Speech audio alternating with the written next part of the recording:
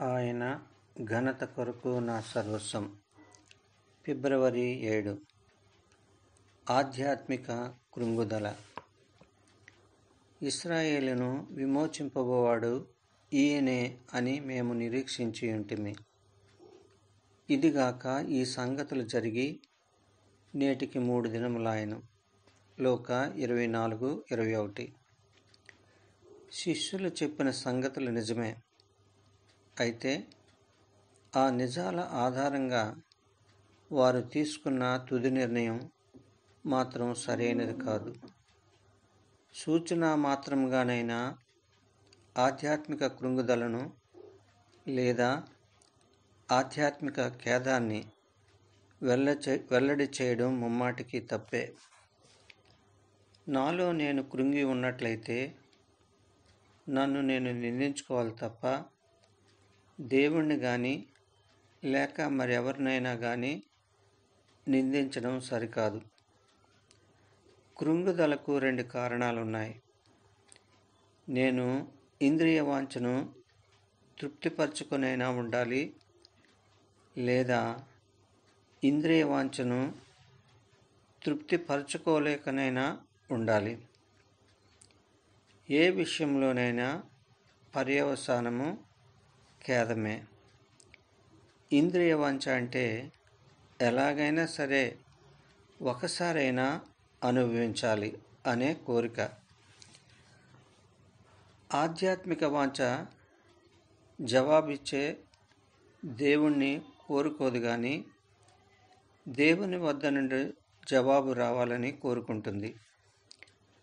దేవుడు ఏం చేయాలని నేను ఎదురు చూస్తున్నాను, ఆయన ఏం చేయాలని నేను కోరుకుంటున్నాను. నేను కోరుకున్న విధంగా జరగక ఇది 3వ రోజు. కాబట్టి నేను ఆధ్యాత్మికంగా కృంగిపోయి దేవుణ్ణి నిందించడం సమర్థనీయమేనా?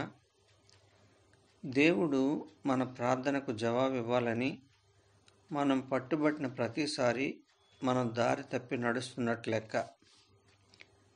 ప్రార్థన దేవుని కొరకు కానీ జవాబు కొరకు కాదు.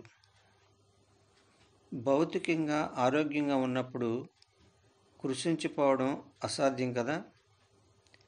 ఎందుకంటే కృషించిపోవడం అనారోగ్యానికి సూచన. ఆధ్యాత్మిక విషయాల్లో కూడా అంతే. ఆధ్యాత్మిక కృంగుదల సరైనది కాదు. ఇందుకు మనల్ని మనమే నిందించుకోవాలి. పరలోకం నుండి వచ్చే దర్శనాల ద్వారా మరియు భూమి దద్దరిల్లిపోయే సంఘటనల ద్వారా దేవుని శక్తి వెల్లడవ్వాలని ఎదురుచూస్తుంటాం. మన ఆధ్యాత్మిక కృంగుదల ఇందుకు నిదర్శనం. అయితే మనం గుర్తించిన విషయం ఒకటి ఉంది.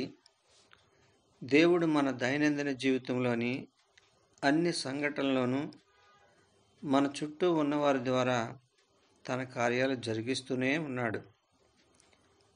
అయితే మనం ఆయనకు విధేయులమై ఆయన మనకు అప్పగించిన కార్యాన్ని చేసినప్పుడు మాత్రమే మనం ఆయన్ని చూడగలం.